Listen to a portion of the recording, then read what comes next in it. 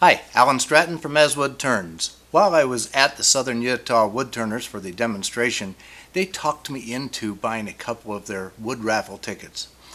Now, I'm not sure what I won here in terms of wood species. It was a piece that most often than not I have slabbed off of a green wood and thrown it away. But maybe I'll change my mind now because actually I'm quite surprised at how this one turned out.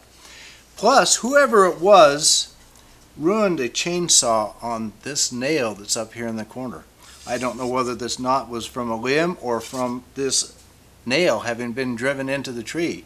But I'm very positive that this nail did a number on his chainsaw. One of the problems of urban forestry. But then again, with the bark edge here and a little bit of a bowl here, this is an excellent bowl for perhaps a game table because with the wide base it won't tip over if somebody knocks it, and it's a conversation piece with the grain and the dish and the snob, and of course this one that we can tell stories, chainsaw stories about. So let's make this, I'll call it a slab bowl.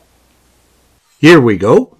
I don't see much risk to myself while sanding, so I'll hold the wood with my hands. However, I am wearing a dust mask and my dust collector is running.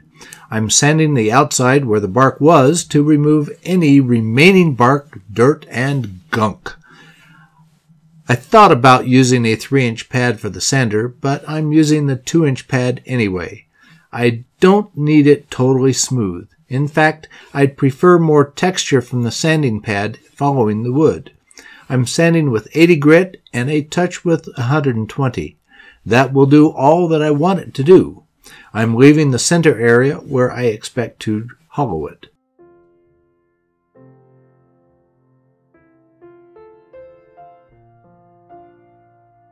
Now for real wood turning. I'm applying double stick tape to the flat side and placing the wood against a large threaded wood faceplate. I don't totally trust the tape to hold it, so I'm bringing up the tailstock for security. I'm offsetting the center somewhat to leave the knob that I find attractive. Now for carefully hollowing with my bowl gouge. I'm leaving a nub in the center to keep pressure from the live center. Then I'm undercutting the nub as much as I can, but I go too far and the column collapses. The double stick tape does not hold and the wood drops to the lathe. In the process, I lost my true center from the live center, so when I mount again, I can guarantee the wood will be at a new center. No problem, I still have plenty of wood I can use. Again, I'm applying double stick tape. This time I'll leave the nub column larger so it should not break.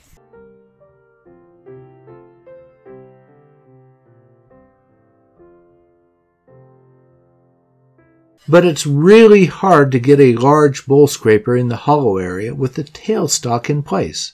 It's time to remove the live center and cut away the nub. But I quickly see that the tape will not hold enough anyway, and I reach for the hot melt glue while the tailstock still has the bowl centered. Then I can remove the nub and scrape a little more with the heavy bowl scraper.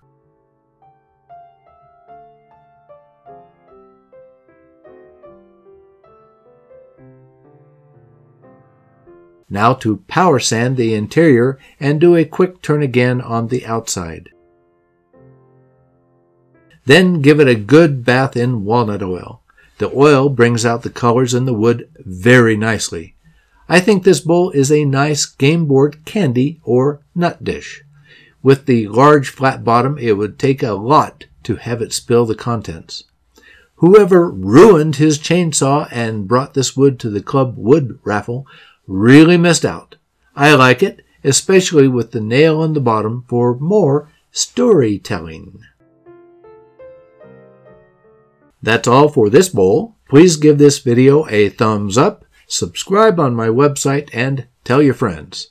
Please wear your full face shield. If you do, you can thank me later. If you don't, you cannot cuss me later. I'm Alan Stratton from As Wood Turns.